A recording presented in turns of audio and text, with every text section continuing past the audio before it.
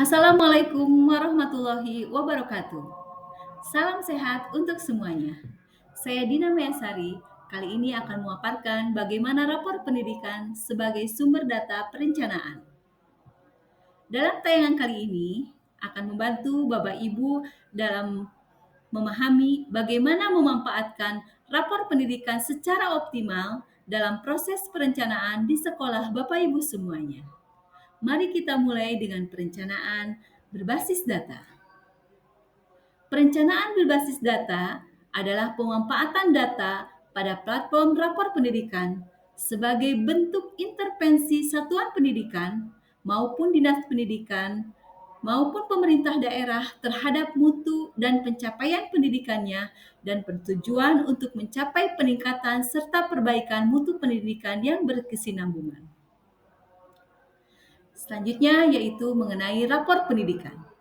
Rapor pendidikan adalah indikator terpilih dari profil pendidikan yang merefleksikan prioritas Kemendikbudristek dan digunakan untuk menilai kinerja daerah dan satuan pendidikannya. Lalu selanjutnya, bagaimana fungsi rapor pendidikan itu?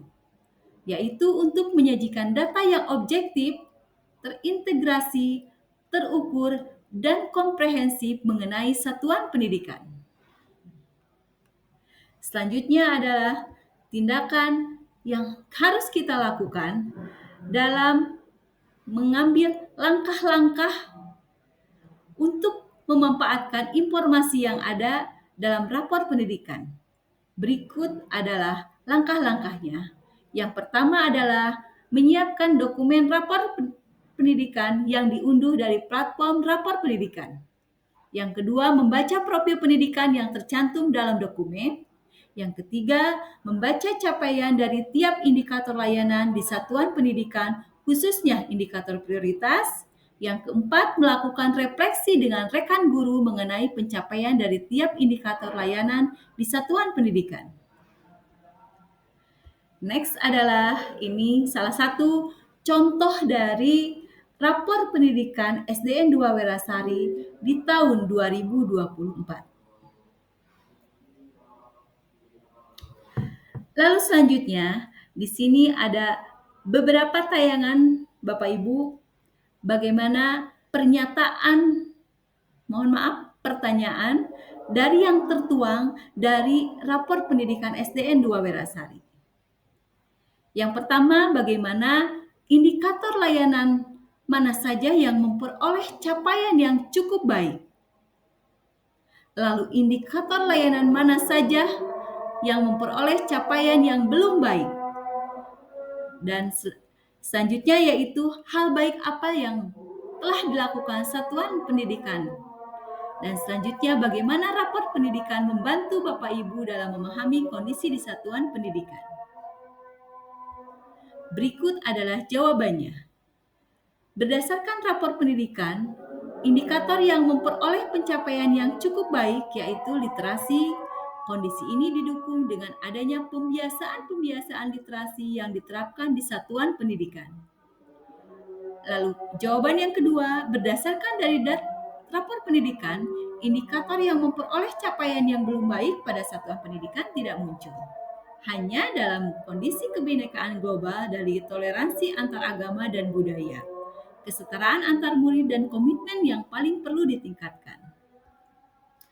Lalu selanjutnya ini merupakan jawaban dari pertanyaan yang ketiga, yaitu mempelajari rekomendasi prioritas sebagai panduan untuk mengidentifikasi prioritas masalah, merefleksikan akarnya, dan menentukan strategi untuk pembenahan. Dan yang terakhir, bagaimana rapor pendidikan sangat membantu dalam memahami kondisi satuan pendidikan secara objektif berdasarkan data. Melalui rapor pendidikan dapat menggunakan data untuk mengidentifikasi masalah, merefleksikan akarnya, dan membenahi kualitas pendidikan secara menyeluruh. Dengan data yang bersumber dari rapor pendidikan tersebut, dapat menyusun rencana perbaikan sekolah berbasis data. Selanjutnya ini adalah dokumen kegiatan refleksi bersama rekan-rekan guru di SDN 2 Werasari. Dan ini salah satu umpan balik yang sebagian Bapak Ibu guru dari SDN 2 Werasari. Dan yang terakhir di sini adalah kesimpulan. Bagaimana rapor pendidikan sangat penting bagi satuan pendidikan karena merupakan referensi utama sebagai dasar analisis perencanaan dan tindak lanjut kualitas pendidikan.